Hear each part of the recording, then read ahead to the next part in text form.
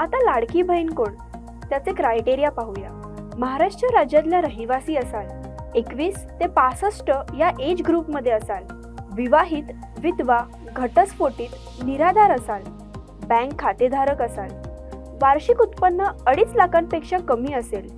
राज्य शासनाचा जो GR आहे त्यात या सगळ्या अटी दिलेल्या आहेत. ज्या महिलेनं अर्ज केलाय तिचा जन्म महाराष्ट्रात झालेला नसेल, पण तिनं महाराष्ट्रात राहणाऱ्या पुरुषासोबत लग्न केलं असेल तर तिच्या पतीचा जन्म दाखला, शाळा सोडण्याचं प्रमाणपत्र किंवा अधिवास प्रमाणपत्र जोडावं लागणार आहे. जर कोणाकडे अधिवास प्रमाणपत्र उपलब्ध नसेल तर त्या महिलेनं 15 वर्षापूर्वीचं रेशन कार्ड, मतदार ओळखपत्र, शाळा सोडल्याचं प्रमाणपत्र, जन्म दाखला यापैकी कोणतेही एक प्रमाणपत्र सादर करणं अपेक्षित आहे.